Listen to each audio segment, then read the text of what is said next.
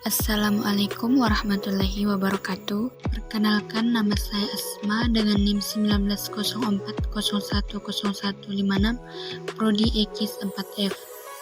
Video ini saya buat untuk memaparkan tugas ujian tengah semester pada mata kuliah Ekonomi Moneter Islam.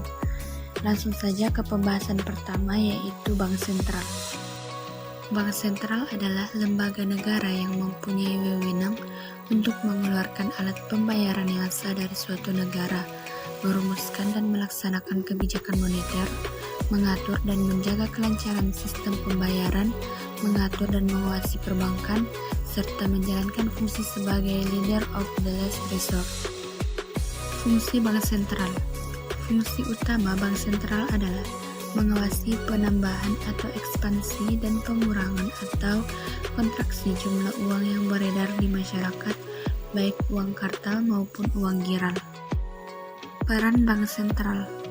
Adapun peran dari Bank Sentral, yakni yang pertama sebagai agen fiskal pemerintah, yang kedua sebagai bank untuk bank, yang ketiga melakukan pengawasan, evaluasi, dan pembinaan perbankan, yang keempat penanganan transaksi giro, yang kelima mencakup uang dan menjamin uang cukup tersedia, yang keenam mengawasi kegiatan perdagangan luar negeri, yang ketujuh melakukan riset ekonomi. Selanjutnya pembahasan kedua, yaitu teori inflasi. Inflasi adalah kenaikan harga-harga barang yang bersifat umum dan terus-menerus atau kontinu. Vannieris dan Sebold mendefinisikan inflasi sebagai kecenderungan meningkatnya tingkat harga umum secara terus-menerus sepanjang waktu. Penyebab inflasi di Indonesia. Faktor penyebab inflasi di Indonesia yang sering ditemui. Yang pertama, peningkatan kebutuhan. Inflasi dapat disebabkan oleh peningkatan kebutuhan atau permintaan yang berlebihan di pasar. Yang kedua, inflasi karena dorongan biaya. Inflasi dorongan biaya berarti terjadi kelangkaan dalam produksi atau distribusi barang sehingga barang tersebut menjadi naik. Yang ketiga, mencetak banyak uang. Apabila suatu bank sentral mencetak uang dalam jumlah yang lebih banyak, maka pasti akan menimbulkan inflasi karena jumlah uang yang beredar sangat memiliki peran dalam menentukan nilai mata uang tersebut. Teori-teori inflasi. Ada beberapa teori mengenai inflasi yang dikemukakan oleh pakar bidang ekonomi. Yang pertama, teori kuantitas, dipelopori oleh Irving Fisher, yang menekankan bahwa inflasi dipengaruhi oleh pertambahan jumlah uang yang beredar dan anggapan masyarakat terhadap kenaikan harga. Yang kedua, teori Keynes. Teori ini dikemukakan oleh John Maynard Keynes, di mana inflasi terjadi karena adanya sebagian masyarakat yang menginginkan kehidupan di luar batas kemampuan ekonominya. Yang ketiga, teori strukturalis. Teori ini disusun berdasarkan pola pengalaman pada negara-negara Amerika Latin, khususnya struktur perekonomian di negara berkembang. Dampak inflasi. Yang pertama, menurunnya tingkat kesejahteraan masyarakat. Inflasi menyebabkan daya beli masyarakat menjadi berkurang atau malah semakin rendah apabila bagi orang-orang yang berpendapatan tetap.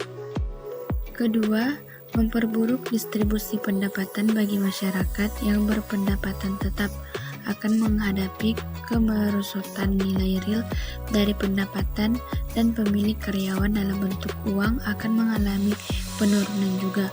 Akan tetapi bagi pemilik kekayaan tetap seperti tanah atau bangunan dapat mempertahankan atau justru menambah nilai real kekayaannya.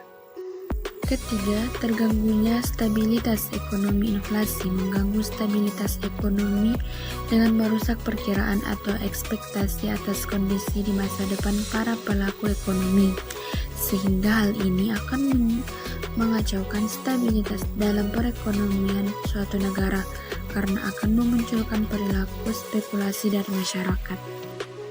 Kebijakan dalam inflasi. Yang pertama, kebijakan ekonomi konvensional dalam mengatasi inflasi. Kebijakan-kebijakan yang digunakan untuk mengatasi masalah inflasi yaitu sebagai berikut. Pertama, kebijakan fiskal. Ada dua kebijakan fiskal yang bisa dilaksanakan oleh pemerintah untuk menekan tingkat inflasi. Yang pertama yaitu meningkatkan pajak. Makin tinggi pajak yang dikenakan pemerintah terhadap pendapatan, maka semakin kecil konsumsi masyarakat. Dengan naiknya pajak yang dikenakan pemerintah terhadap pendapatan masyarakat akan dapat menekan tingkat konsumsi. Kedua, mengurangi pengeluaran pemerintah. Mengurangi pengeluaran pemerintah menimbulkan efek yang cepat dalam mengurangi pengeluaran dalam perekonomian. Kedua, kebijakan moneter.